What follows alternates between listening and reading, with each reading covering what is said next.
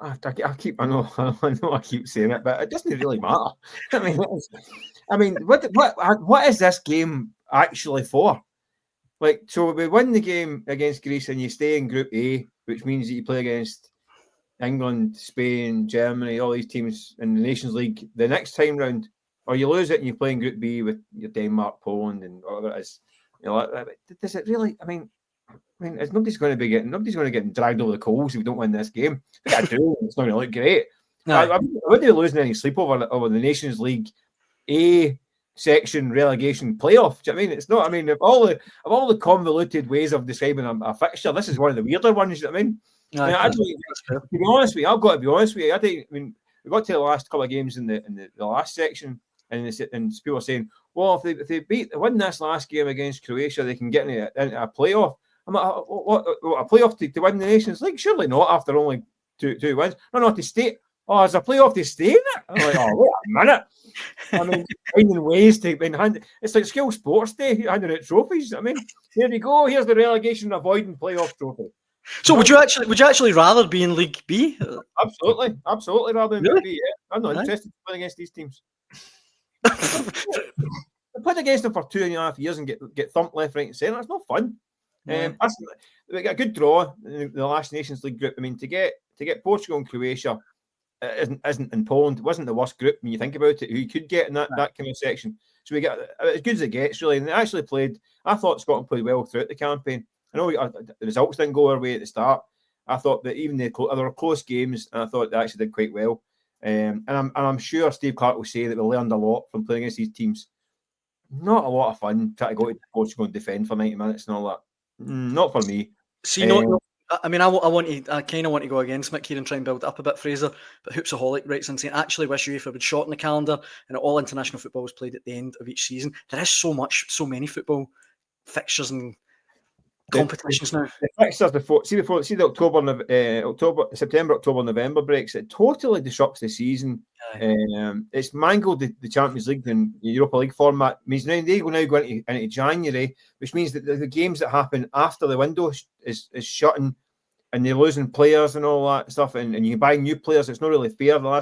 I think the calendar has been completely. I agree with that. I think the 3 games before Christmas, I think it's too many. This one. I can't understand what it's about, to be honest with you. I mean, a piece of nonsense. The Nations League in general has a thing we like. It's helped Scotland, that's for sure.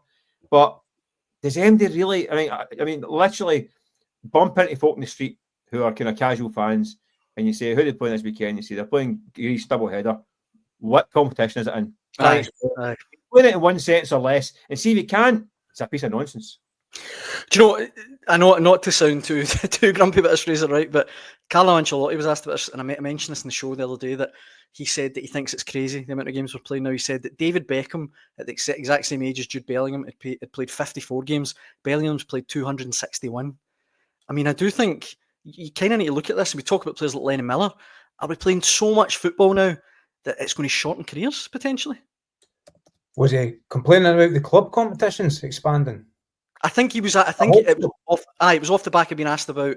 He said that if Real Madrid play and win every competition, they could end up playing 74 games because they've got that's an issue. World Cup. Aye, but you have genuine Scotland fans out there. I feel like it's last season since I last saw Scotland playing. It seems so well.